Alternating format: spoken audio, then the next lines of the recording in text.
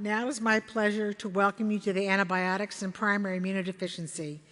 The session will be presented by Dr. Alexandra Friedman. Dr. Friedman is the staff clinician in the Laboratory of Clinical Infectious Diseases at the National Institute of Allergy and Infectious Diseases at the National Institutes of Health. Please join me in welcoming Dr. Friedman.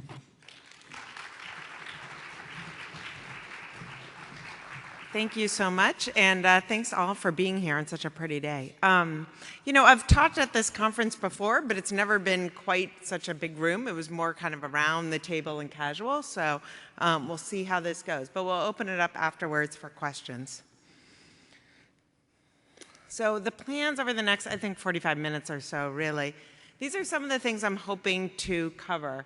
We'll do some review of some of the microbes, the bacteria or fungi or viruses that we see in the world of primary immune deficiency, and we'll discuss some of the common antibiotics that we use.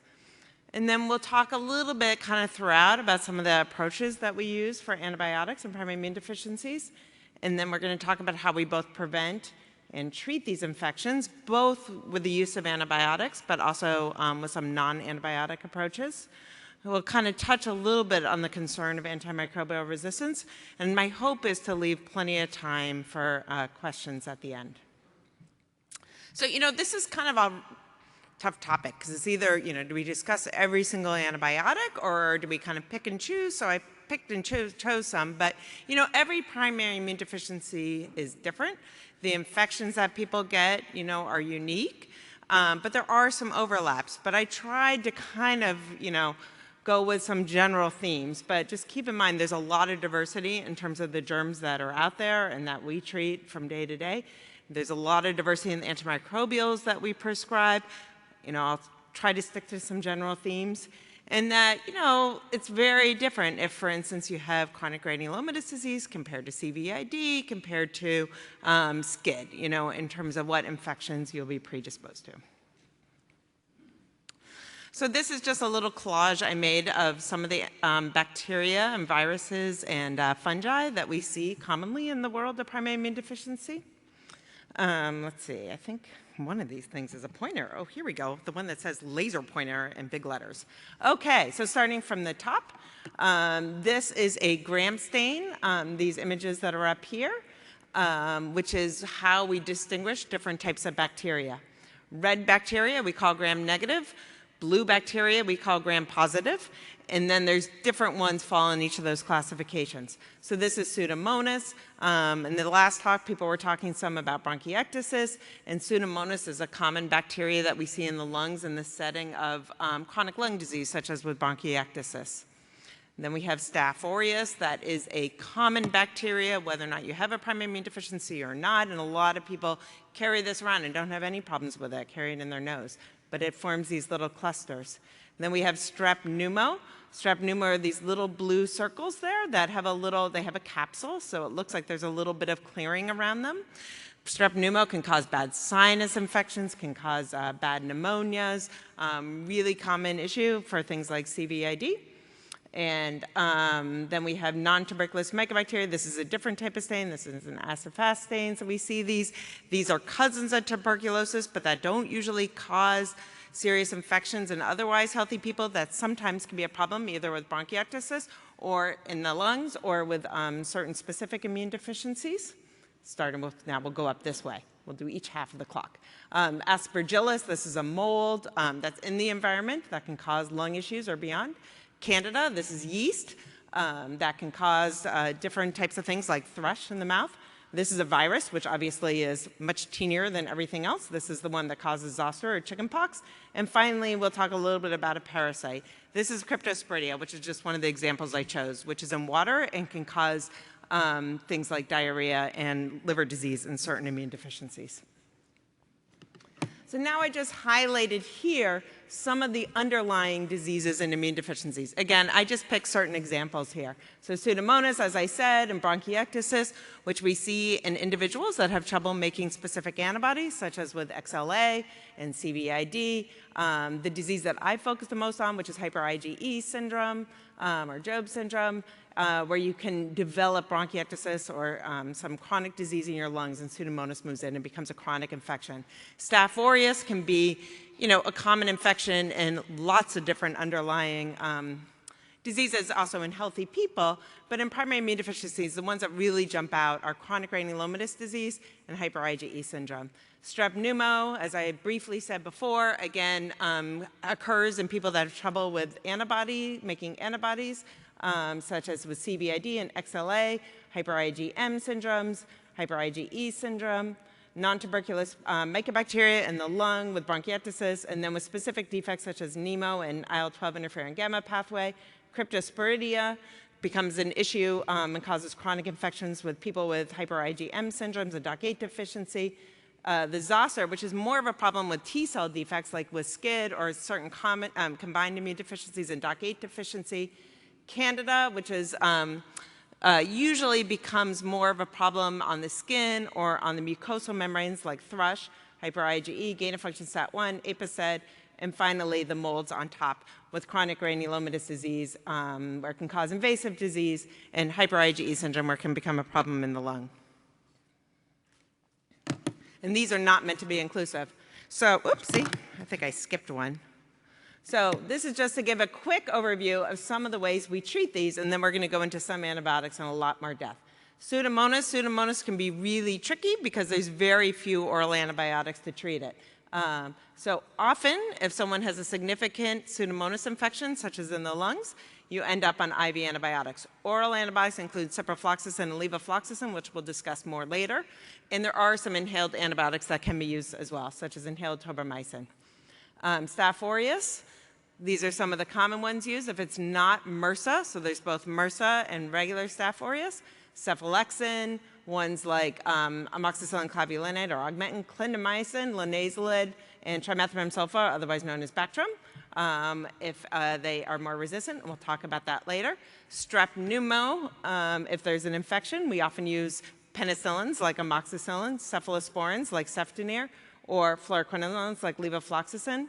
Non-tuberculous mycobacteria really rely on combination antibiotics if you're going to treat the infection, and one of the major backbones is azithromycin. Cryptosporidia, there's really no good way to treat this. Nitazoxanide can help with the diarrhea disease, but really you need to get the immune system fixed if that's a chronic problem. The viruses, we have much fewer virus treatments. We have acyclovir and valacyclovir for zoster. Candida, we rely on fluconazole and other azoles. And Aspergillus, you need a little bit stronger than fluconazole, so we usually use voriconazole, posaconazole, and isobuconazole. But this is kind of when we actually treat these infections. When we're thinking about prophylaxis, and again, I'll go into some of these more specifically, how do we try to prevent these? I'm going to talk a lot in the end about bronchiectasis and kind of airway clearance methods, and azithromycin, which doesn't treat Pseudomonas, but can kind of help the exacerbations related to it. And, sometimes we consider inhaled antibiotics like they use in cystic fibrosis. For Staph aureus, many people use trimethoprim sulfa for prophylaxis to prevent it. For strep pneumo, usually either amoxicillin or azithromycin, and, really we also use immune globulin replacement in the setting of CVID and XLA. Non-tuberculous mycobacteria, if you have one of those problems in the immune system that predispose it, we think about azithromycin. Cryptosporidia, it's really just preventing it, making sure the water is clean. For those with defects that predispose to these herpes viruses, we use acyclovir or valacyclovir. For Candida, we often do have people on long-term azoles such as fluconazole. And for Aspergillus, typically for prophylaxis to help prevent it, we use itraconazole. So now I'm going to go in more depth through some of these antibiotics. And I picked the antibiotics that I think those of us who treat individuals with primary immune deficiencies use most frequently. So I'm going to start with penicillins. So penicillins, in terms of an oral penicillin, the one that we use most frequently is probably amoxicillin. Amoxicillin, remember I was talking about that classification. We talked about gram-positive bacteria, we talked about gram-negative, and amoxicillin has a little bit of both. It is good for certain gram-positive bacteria like Streptococcus, like Strep Pneumo, or Group A strep, the strep that causes strep throat. It's very good for anaerobic bacteria, which is important if someone has trouble with tooth infections. Some gram-negative bacteria like Haemophilus influenza, Mrsa. These are common bacteria that cause infections like ear infections and sinus infections and some lung infections. When expanded to amoxicillin clavulinate, that's Augmentin is the trade name, there's better coverage of some of the resistant bacteria. You get a little bit better coverage of some of the Haemophilus influenza, Mrsa. You have coverage that extends to methicillin-sensitive Staph aureus, so not Mrsa Staph aureus, and a little bit more for the anaerobes in terms of the tooth coverage. And then we also have much fancier penicillins that are only used intravenously, such as piperacillin tazobactam for Pseudomonas coverage. These ones don't cover Pseudomonas, the amoxicillin. So why do we like amoxicillin? Amoxicillin's been around and penicillin have been around for many, many decades. We know generally they're very safe and very well tolerated. The main issues are some people are allergic and some people do break out in a rash if they have an allergy. This is important that penicillin is really the only antibiotic where there's a very good allergy test to see whether or not one is allergic. Because a lot of people have rashes, and they have a rash from, I see a lot of people with hyper IgE syndromes that break out in rashes from whatever reason. So often you get told that you're allergic to amoxicillin or penicillin, but it's really hard to know, or maybe it was just a viral rash at the time. And this is something your allergist can easily test you for. Because it's important to know that. And then some people don't tolerate amoxicillin because, from a GI standpoint, can cause diarrhea. We also like penicillins because they're very good coverage for people that have antibody deficiencies or people that do not have a spleen, because they are good at preventing those Strep Pneumo and Haemophilus bacteria that can become bad, quickly in those settings.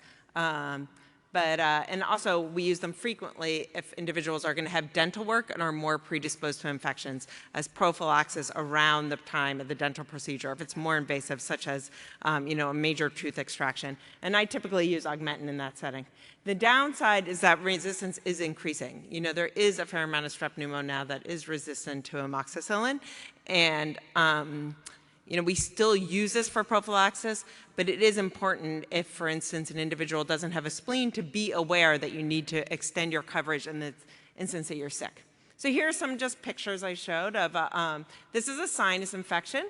These are the maxillary sinuses, which are on either side of your cheeks, right here. And this is what the bone kind of around the sinus, and the black is air, and it should all be air within that sinus. But you can see a little bit of fluid right there. And you can see this one, that kind of grayer color, has about halfway full of fluid. That's what we call an air fluid level in the sinus, and that is suggestive of a bacterial infection.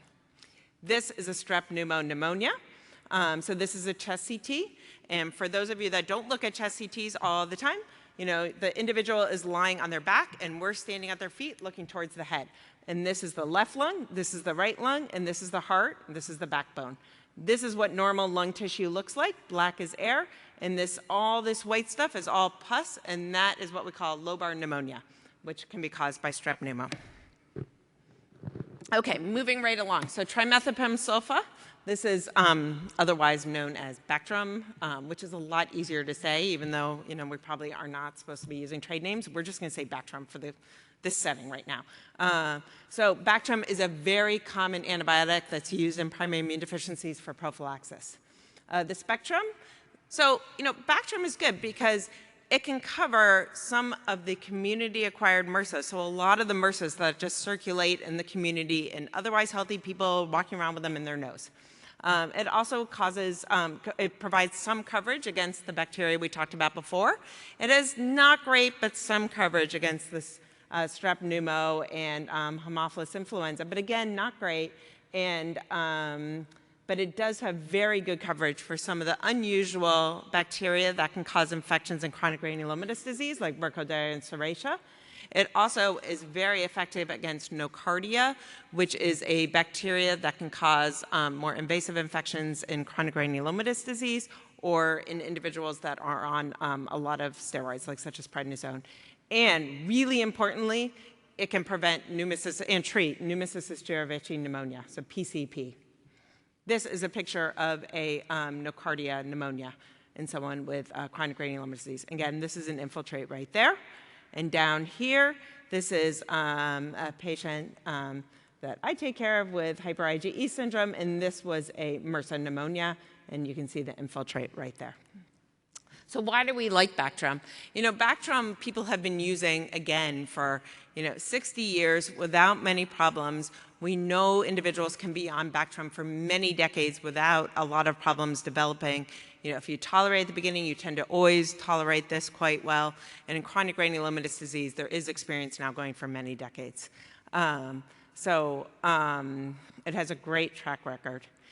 And then in terms of resistance, what I was saying with, for instance, with Strep Pneumo, you can get resistant pretty quickly to amoxicillin, or with Staph Aureus, you get a resistant to augmentin, and that also makes you resistant to certain other antibiotics like cephalosporins. With Bactrim, if you become resistant to Bactrim, you can still use your penicillins, so it doesn't have the cross-reactivity with other antibiotics. So when do we use it? For primary immune deficiencies, for those that where individuals are predisposed to pneumocystis pneumonia, so that is in SCID. So until a baby has a bone marrow transplant, it's really essential to be on some sort of coverage for pneumocystis. We use it in that setting. We use it in the settings of primary immune deficiencies where there are invasive staph infections, such as in hyper IgE syndrome. We use Bactrim frequently.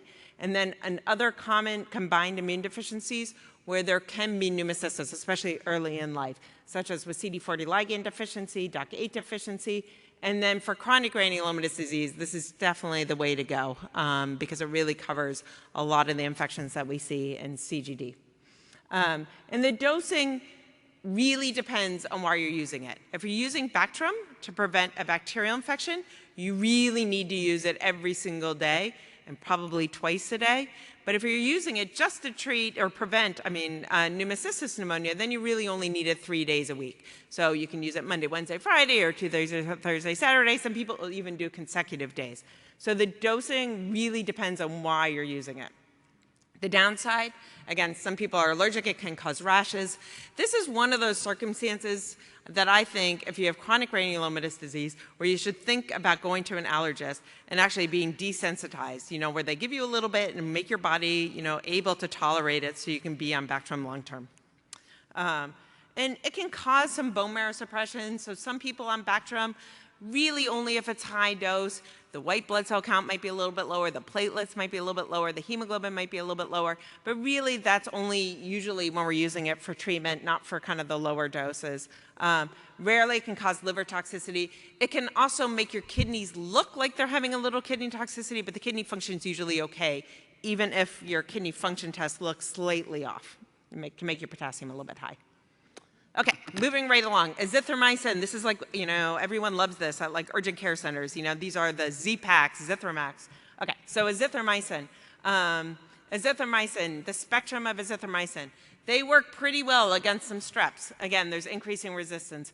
Moraxella, Haemophilus, a lot of the bacteria that cause the sinus and ear and lung infections, azithromycin has some activity against. It's not one of our stronger antibiotics though, and there is a fair amount of resistance that's out there. It also works for these atypical bacteria, kind of when people say, oh, walking pneumonia or atypical pneumonia, they're often thinking about things like mycoplasma, or I didn't put it up here, but also Legionella, azithromycin can prevent or treat. And that is important for XLA, for instance. With X-linked agammaglobulinemia, people can have more chronic mycoplasma infections, and azithromycin can be used to prevent that. So why do we like azithromycin? It's very well tolerated. It can be dosed, once a day compared to Bactrim, which often, if you're using it for staph, is twice a day, or amoxicillin, which is twice a day. Azithromycin can either be daily, or a lot of people use it 3 days a week. It has kind of, what we refer to as magical anti-inflammatory qualities. It has this, kind of immune modulation, anti-inflammation that can help with things like bronchiectasis and prevent, kind of delay some of the frequency of bronchiectasis exacerbations. This is a picture of someone with hyper IgE syndrome with bronchiectasis, where you can see these dilated airways, and inside there's a fair amount of inflammation. So azithromycin can kind of help with some of that inflammation. The downside, there can be some GI intolerance. It does kind of speed up the GI tract some. It's not common, but it can occur. Resistance can occur frequently. It occurs more frequently for bacteria like Strep Pneumo than it does for some of these more unusual bacteria. I forgot to mention up here, but azithromycin is used, I mentioned earlier, a lot for mycobacterial infections, not for tuberculosis, but for these Mycobacteria avium complex infections, which are seen sometimes in the setting of bronchiectasis and sometimes are seen in these more rare interferon gamma pneumotype defects. If you're going to use azithromycin in the setting of bronchiectasis, you can get resistance if you are colonized in your lungs or chronically infected with some of these non-tuberculous mycobacteria. They can easily become resistant to azithromycin if azithromycin is used on its own. And so you really want to be tested before you start this and make sure that you're not colonized with these bacteria. And then rarely it can have more serious side effect. It can prolong one of the heart rhythms, what we call the QTC interval. And sometimes for people with immune deficiencies, you're on many antibiotics, right? You're on azithromycin, and you're on levofloxacin, and you're on posaconazole, and all of those can cause a little bit of prolongation of this interval of your heart. So with combinations of antibiotics, you have to think about that at least, and often people are screened with an EKG to make sure it's not. Recently as well, there have been some studies showing some increased risk of, sorry, I was moving on to another thing. To fluoroquinolones, because I was talking about levofloxacin. Okay, so let's start with fluoroquinolones. So fluoroquinolones, this is levofloxacin, ciprofloxacin, moxifloxacin, anything that kind of ends in that oxacin. So these are antibiotics that when they came out, they were very exciting. They're kind of the wonder drug for pneumonias because they cover a lot of bacteria that cause pneumonia. They can cover against all the ones that we talked about multiple times, like Strep Pneumo and Haemophilus influenza that can cause those ear infections, sinus infections, lung infections. But they also are the only oral drugs that we have right now that cover Pseudomonas.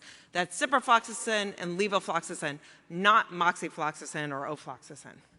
And they also cover some of those atypical pneumonia bacteria like Mycoplasma, and they can also extend to mycobacteria and have some activity against some of those that I was mentioned, like MAC, and even against tuberculosis. So why do we like fluoroquinolones? They're the only oral drug that treats Pseudomonas. That can get abused pretty commonly, but they do work for that. And Pseudomonas is common in bronchiectasis, so if you want to treat that for an outpatient, this is a way to go. And they have great spectrum for pneumonia. The downside, Pseudomonas, the resistance can develop fairly easily. So you need to make sure that the dosing is kind of at the higher end. Levofloxacin and ciprofloxacin, anyone in this class can cause joint issues. They can cause joint pains. And they can rarely cause, really significant joint issues like Achilles tendon rupture. So really bad things can happen. That happens more commonly as people get older. And also if they're combined with steroids, such as if you combine prednisone along with something like levofloxacin or ciprofloxacin. There are some potential vascular side effects, like I was just mentioning with the QTC interval, but recently there have been some studies that suggested an increase in aneurysms, like aneurysm rupture. So if there is concern about things like abdominal aortic aneurysm, this is something that you might want to avoid, and they can cause some GI intolerance. But for most people, these are very well tolerated and are really an excellent drug for handling some bad types of pneumonias or sinus infections. So now I just wanted to mention two bacteria quickly that come up a lot, like come up in the news and we hear about a lot and kind of raise a little bit of anxiety. Okay, so first of all, we'll talk about Mrsa, methicillin-resistant Staph aureus. There is a picture of a boil with Mrsa. So Staph aureus, first of all, is, it's all over the place. About 20–30% of people carry Staph aureus in their nose. The majority of that is not Mrsa. It's sensitive to antibiotics. When we say Mrsa, it means that it's resistant to the cephalosporins like Keflex and the penicillins like Oxycillin or Methicillin or Augmentin. But about 2% of people carry Mrsa in their nose and they're totally fine. Like, it doesn't cause any problems at all. But for some people with problems in their immune system, it can cause a lot of problems. So when people talk about Mrsa, we often talk about hospital-acquired Mrsa or community-acquired Mrsa. Hospital-acquired, obviously, acquired in the hospital. These tend to be Mrsas that are much more resistant than those acquired in the community. We kind of distinguish them, just generally in terms of which antibiotics work, and then specifically there's certain strains that go around hospitals. So what does Mrsa cause? Or staph in general causes all these things. It doesn't need to be Mrsa. But for individuals with eczema, staph or Mrsa often cause flares of the eczema. It can cause boils, like in that, pneumonias. It can cause organ abscesses. Liver abscesses is characteristic in the CGD patients. Bone and joint infections, sepsis, rarely. Endocarditis, rarely. That's a heart infection, rarely. So it's really important to culture pus, to culture sputum, to really get the sensitivities and know what you're actually treating. So you can identify it and then know which antibiotic works well. And if you're worried about a staph causing an eczema flare, and there's not really a good site to get a culture of, you or your doctor or your nurse practitioner can also just swab the nose, because people usually do carry it. And if you're having a lot of trouble with eczema flares or with staph infections, usually people then carry it in their nose, so you can figure out the antibiotic sensitivities from that. So which antibiotics do we use for Mrsa? Oral antibiotics, as I said, Bactrim, works for community-acquired Mrsa, not so much for hospital-acquired. Doxycycline. Doxycycline has a couple different side effects that people should be aware of. First of all, doxycycline shouldn't be used in young children. It's okay to start using it after about age 8. It can cause some photosensitivity, so you have to be really careful about sunburn. It can also cause some GI distress. Some people have trouble with yeast infections when they're on it. Clindamycin. Clindamycin has its own special side effects. Clindamycin can be really hard in the stomach because it treats a lot of the kind of normal intestinal flora. Clindamycin also can then predispose to things like yeast infections. And for children, clindamycin is absolutely disgusting in its solution form. So, it's hard to actually give clindamycin to little kids. Linezolid is like a wonder drug because it's an oral drug that's very, very powerful against Mrsa. But it has some long-term side effects. If you use it for most staph infections, we're only using it for a couple weeks, it's not a big deal. If you stay on linezolid more than 2 weeks in a row, it can have some side effects. It can cause some nerve issues like neuropathy, and it can cause some bone marrow toxicity. It can cause the platelets to go down a little bit or the hemoglobin to take out. So if you need repeated courses, you need to take breaks in between 2-week regimens. Tadalafil is very similar to linezolid. It's not supposed to have as many of the side effects, but it's also a lot newer, so we don't know it as well to know about the side effects. IV, there's even more choices. There's vancomycin that, has been around forever, is generally quite safe, but you need to kind of, look at levels. It's kind of a pain to monitor if you're on home. There's ceftaroline, which works against some of the other kind of bacteria like Strep Pneumo and Haemophilus influenza, also works against Mrsa. Daptomycin, very good for certain things like bone infections or line infections, but importantly, daptomycin does not work against anything in the lung. It's broken down by the lung. And then some of these ones are also available IV, like clindamycin, linezolid, but aren't necessarily need to be given that way. The other one I wanted to mention that kind of raises fear among people is Clostridium difficile, or C. diff.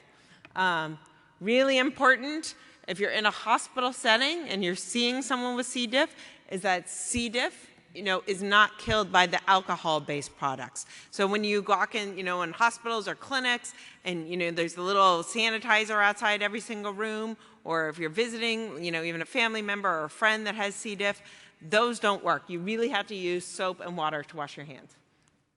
So C. diff, what is C. diff? It's a colon infection frequently caused when you disturb the normal flora. C. diff is more common in adults than in kids, and it's exceedingly rare to really cause infections in the really little kids. Like less than a year old is pretty much unheard of actually causing disease. But most of the time you see it when someone's like been in the hospital on big antibiotics. But more and more in recent years, sometimes we'll see it after not such big antibiotics or after no antibiotics at all. And the symptoms are belly pain, diarrhea. You can have bloody diarrhea. Less frequently, you can have belly pain. Your belly can get distended. In the setting of a normal immune system, usually you see really high white blood cell counts. In the setting of immune deficiency, sometimes the white blood cell counts don't really go up or down, so, who knows. So it can be a little bit trickier. The treatment is usually now oral vancomycin is the treatment of choice. It's a little bit better than metronidazole or Flagyl. There's some newer ones like fidaxomicin that sometimes people use. If it's recurrent, the thoughts now are to go more quickly to fecal transplants to restore the normal flora, which is unappealing to think about, but works well in most settings. Okay, so I'm going to talk more about fungi tomorrow, but I just thought because we're talking about antibiotics, we'll really talk about antimicrobials, and we'll talk also about not only bacteria, but we're going to briefly mention antifungals as well as antivirals. So you can go to other people's talks tomorrow. So anyways, so antifungals. Okay, we have a couple little pictures here. This is thrush, in the mouth. So this is Candida, usually Candida albicans, causing the white patches, that's yeast. This is fingernails having an infection also by Candida. And this is an example of an Aspergillus infection inside someone's lung. So this is a large hole in the lung with a mold infection inside it. So, anyways, so first we'll start with fluconazole. Fluconazole is kind of our oldest of the antifungals in the azole class, the ones that end in azole. So fluconazole is active against yeast, such as Candida, and some of these other ones like Coccidioides and Cryptococcus. But fluconazole then stops. Fluconazole does not work well against, or it doesn't work at all against molds, like Aspergillus. Itraconazole is the only, I think, unless I've missed something, but I think the only primary immune deficiency where someone actually did like a randomized, double-blind, kind of the top of the line type study looking at prophylaxis was with a CGD, chronic granulomatous disease, where the antifungals using itraconazole or placebo, and it showed that itraconazole decreases the number of mold infections in CGD. So itraconazole also works against yeast, but also prevents some molds. It's not as strong as the newer mold ones, but it is pretty good for prophylaxis. Itraconazole is a little tricky to take. This is one of these funny ones where the liquid is a little bit better than the pills of itraconazole in terms of absorption, and it likes to have an acidic environment in the stomach. So, a lot of people that have primary immune deficiencies are also on like, H2 blockers or PPIs like Prilosec or something, and that can make it a little bit harder to absorb itraconazole. And it can interact with things like steroids, which can be a big deal in the world of primary immune deficiency. Voriconazole is active against kind of everything that fluconazole is active against, but it adds in molds such as Aspergillus. So voriconazole has a really important downside for people with primary immune deficiency. When voriconazole was first studied, it was studied in bone marrow transplant recipients. So it was people in the hospital that were really sick with mold infections when they had no immune system. And then, we started using voriconazole in individuals with primary immune deficiency or longer-term fungal problems, and we realized that once you leave the hospital and try to live a normal life, that it causes a lot of trouble with photosensitivity. So people get sunburnt really easily, and long-term can cause some skin cancers. Also, long-term can cause some high fluoride levels. All of these, but as you kind of go up here, there can be some liver toxicity. Posaconazole is like voricanazole's cousin. It also works against yeast and molds. It also has a little bit of liver toxicity like voriconazole. It also can interact some with prednisone, so you need to be a little bit careful about that. It doesn't mean you can't use them, but it can make the amount of prednisone you're on seem a little bit higher. Posaconazole also has a funny dosing thing. It's the opposite of itraconazole. The pills give you much better levels than the liquid. So if you ever switch from liquid to pill, it's really important to not have your doctor mess that up because it's twice as much liquid that you need compared to pills.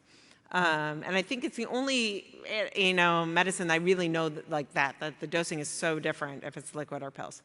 Fluconazole is kind of the newest of these ones. Again, yeast plus molds is supposed to have less liver toxicity, but it's kind of newer for us.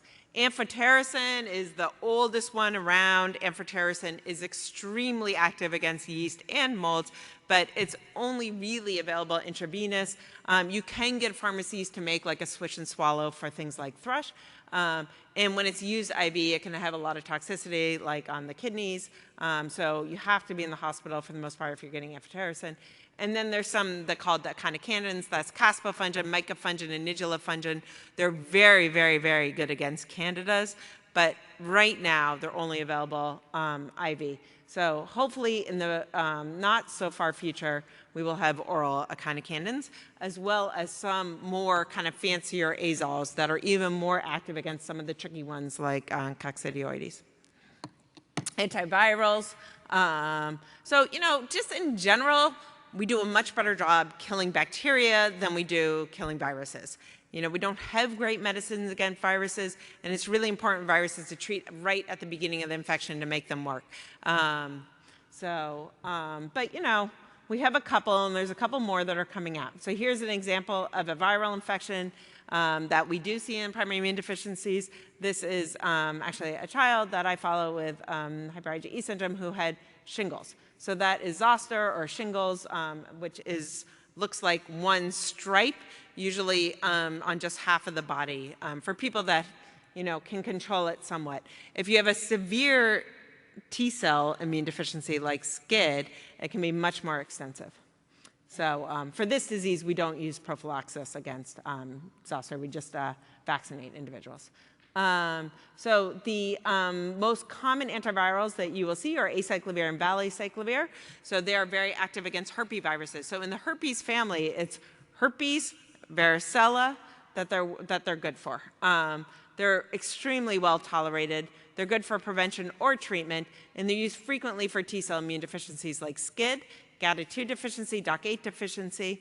Gancyclovir is in that same class, and foscarnet is slightly different, but they're active against everything that you see up here, plus they're active against CMV. CMV has an important role in the setting of bone marrow transplants, as well as in some severe T-cell defects, such as with SCID. Foscarnet is only available IV, and it can be toxic on the kidneys. Gancyclovir is IV or oral in the setting of, it's called valganciclovir. But gancyclovir can be problematic for the bone marrow. It can make your blood counts go down some. Also, Tamiflu, that's Tamiflu. That's one that people hear about a lot. That's for influenza treatment or post-exposure. There's a couple other anti-flu ones. Probably Tamiflu is the one people use the most. And then there's a bunch of antivirals that you might hear of at some point, but are, have kind of questionable roles. Ribavirin, it was used initially inhaled for severe RSV infections. Ribavirin is one of these drugs that has become exceedingly expensive and very difficult to get at most hospitals. We use it still inhaled, mostly in the setting of bone marrow transplants for individuals that have an RSV infection before their immune system kind of kicks in. Otherwise, people sometimes use oral ribavirin. In a lot of hospitals around the country, you can only get it orally right now because it's prohibitively expensive. And, it only kind of works somewhat. Norovirus, I don't have a great treatment for norovirus, but it's a major problem for some individuals, especially with T-cell immune deficiencies or some CVID. And, we're all trying to think about how to treat that. So, now I just wanted to switch gears a little bit. I know I'm supposed to talk about antibiotics, but, when you think about antibiotics, you think about infections. And I just thought I would talk a little bit about the non-antibiotic approaches that we all use and for preventing infections. So, first of all, there's antiseptics.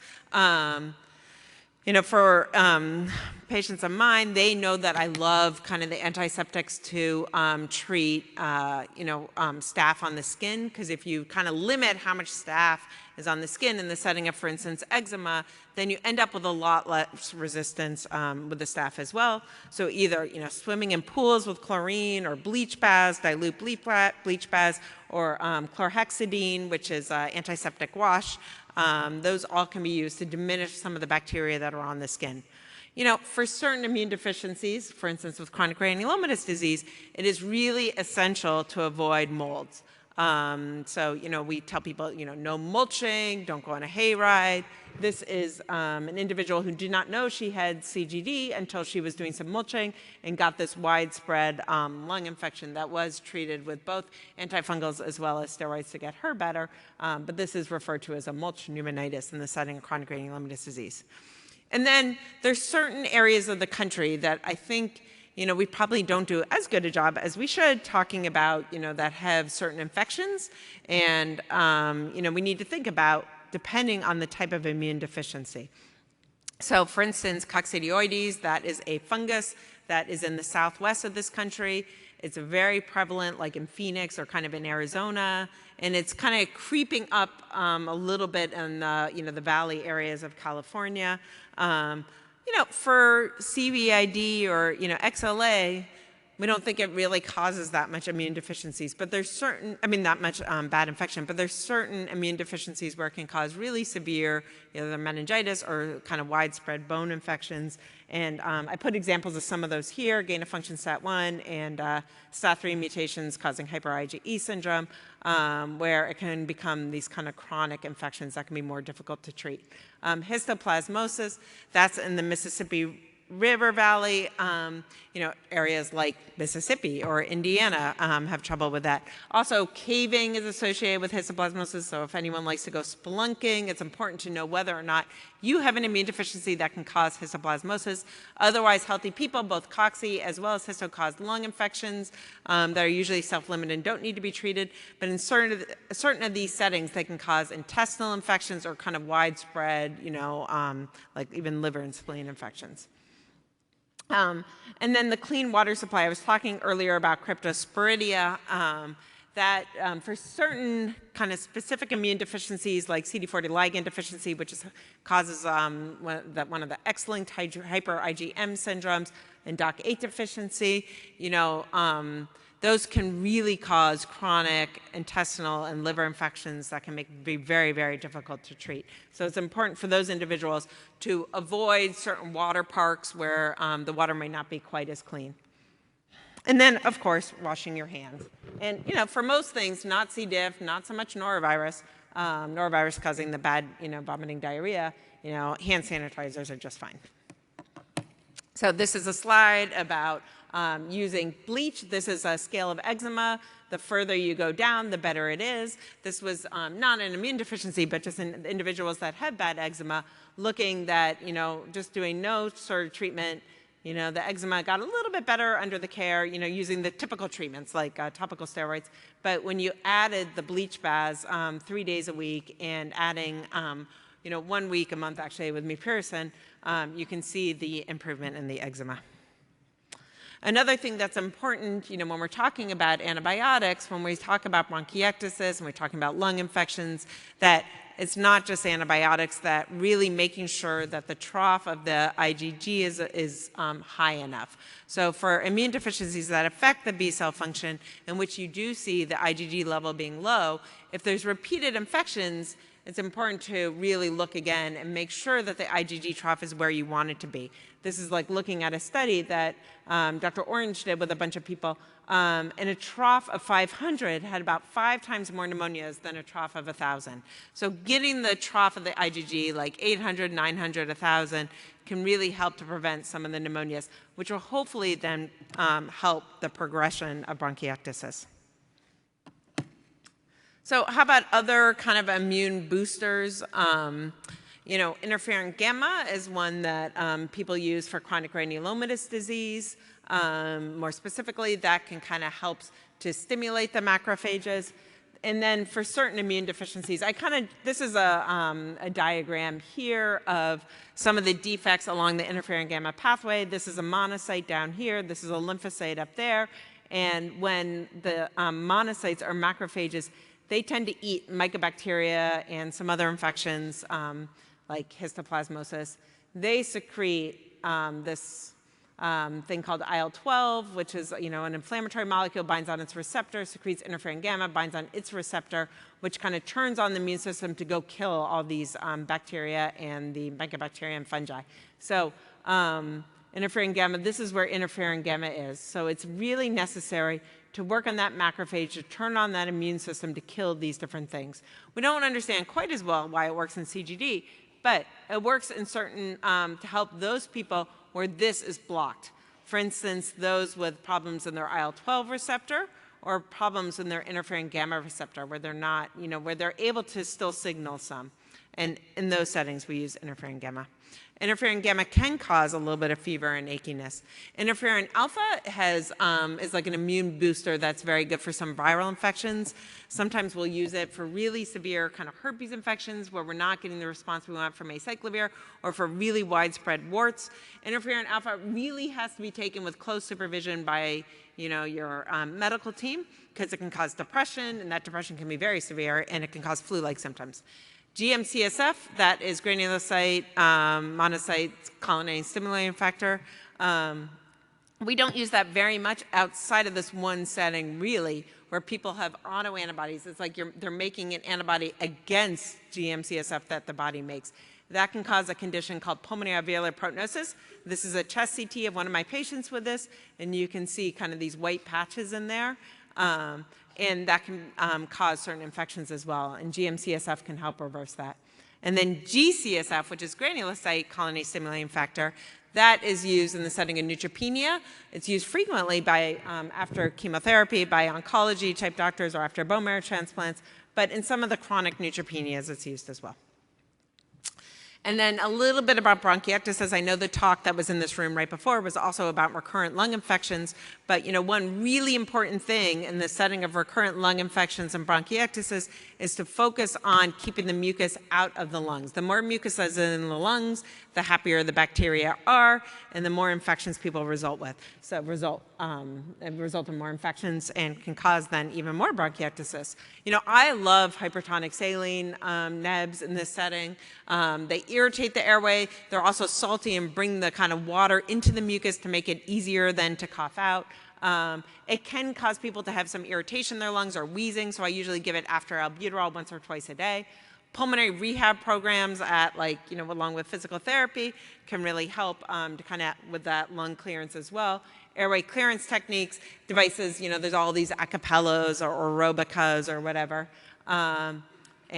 This is just showing in non-cystic fibrosis bronchiectasis improvement in the exacerbations when you use hypertonic saline nebs from a study. And then, of course, vaccinations. Really essential topic right now when there's been some vaccine, preventable illnesses that are going through our country. So it's really important in the world of primary immune deficiency where individuals don't have often the normal response to vaccine or sometimes can't even get certain vaccines to make sure that everyone else around them is vaccinated. I mean, that's easier said than done, but it's essential, and at least within families or household contexts, to make sure that everyone is protected against these diseases and doesn't bring things home. Flu vaccine, generally the killed one, the shots, are given to people with immune deficiencies. So even in the setting of XLA, where people don't make antibodies and you don't think of people as having a vaccine response, there is still some suggestion that the T lymphocytes, that part of the immune system, can still respond to the vaccine, and so we still give the flu vaccine in that setting.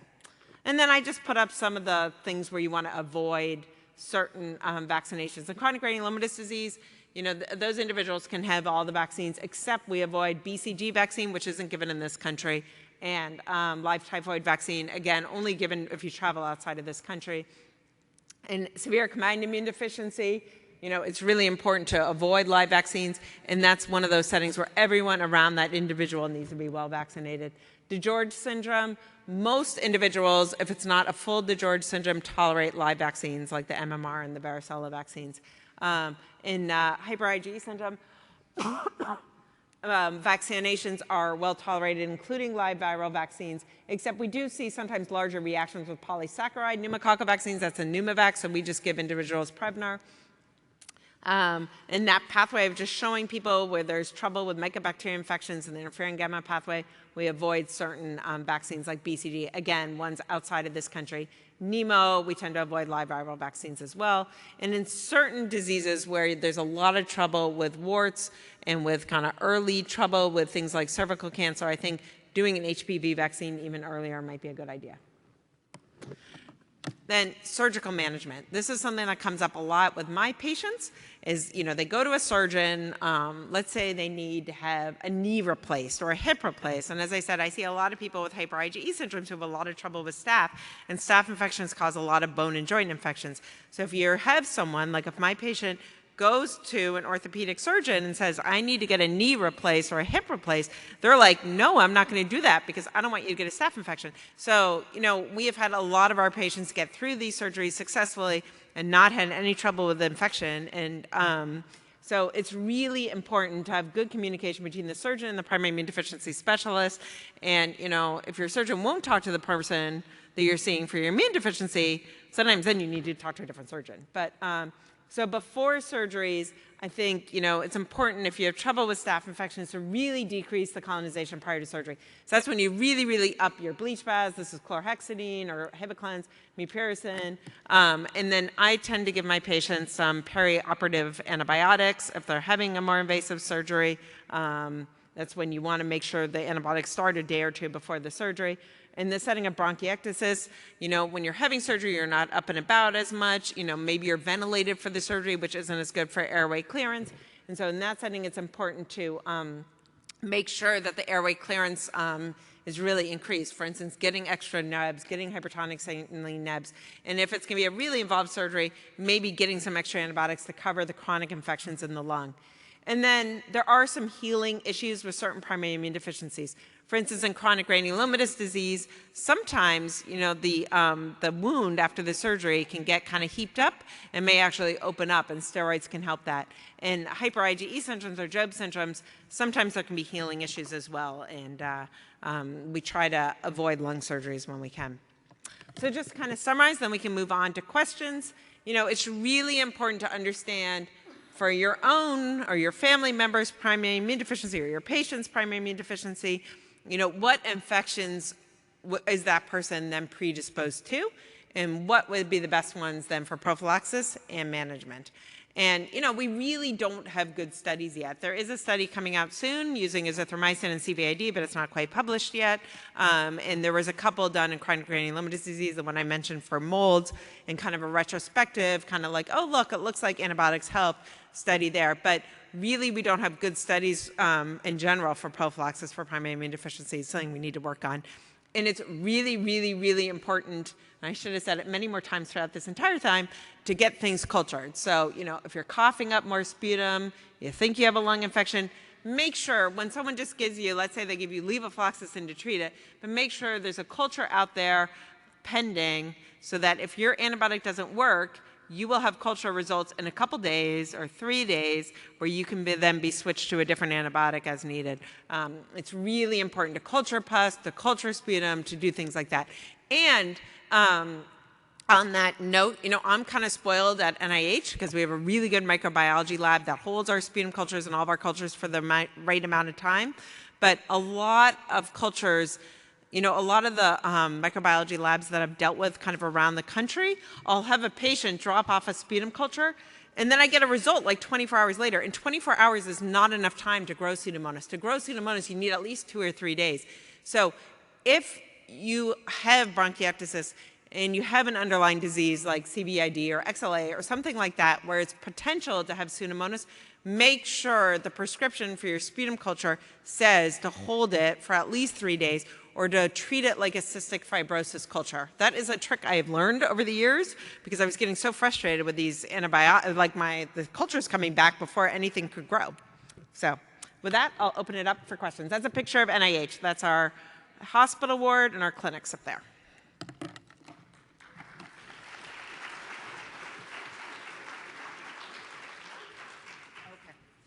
Okay, let's see.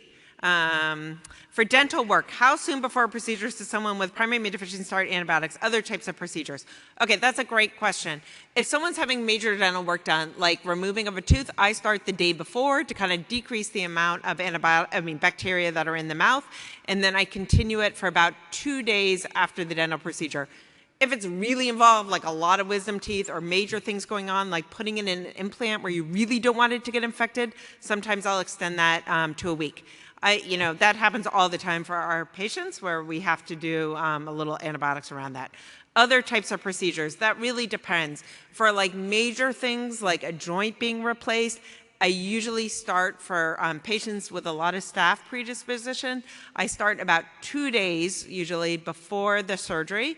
I'll start on kind of an intensive antibiotic, and then usually I continue it for about a week until the incision is quite well healed. But it kind of depends, a little bit on what the surgery is.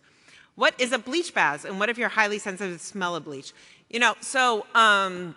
A bleach bath. So dilute bleach baths is when you take just regular old bleach, and you usually put about half a cup, or for a full tub, you can sometimes go up to a cup into the water, and you take a bath, usually for about 15 minutes in that. Bleach is drying, so you need to rinse off them with regular water if your skin is sensitive to drying, and then that's good. But it's a really, really good, bleach is very good at killing certain things like staph. So it's very good for that. If you're highly sensitive to smell of bleach, I have a patient that will like cough up blood if she's around bleach. So, I can't use it for her. There is a product that you can't use for like a whole bath, but there is one that's basically bleach. It's called, wait, I'm going to think of it in a second. It's in a blue bottle. What? No. Anyways, but you can, chlorhexidine isn't as toxic smelling as bleach, and so chlorhexidine is another substitute that you can use. Oh my gosh, I can't believe I'm blanking on that. Okay, I'm gonna put that one aside because I need to think of that. Are there any over-the-counter medications you recommend having at home all the time or are really effective? Is there a difference between different over-the-counter drugs, Mucinex versus Mucinex D? So Mucinex, over-the-counter medications, it depends what it's for. The Mucinex, can help people sometimes loosen up some of the mucus and the cough. The decongestant part is also can be like a vasoconstrictor. I usually have people just use a straight Mucinex. Tessalon pearls also sometimes can help people in terms of a cough. In terms of over-the-counter medications, I think that's fine. I'm a big believer in just a ton of fluid and soups and things like that that also thin out the mucus a lot and are often just as effective as some of the cold medicines. I think everyone should have like some Tylenol and some Benadryl at home in terms of over-the-counter medicines I have at home. Having like Benadryl is always helpful.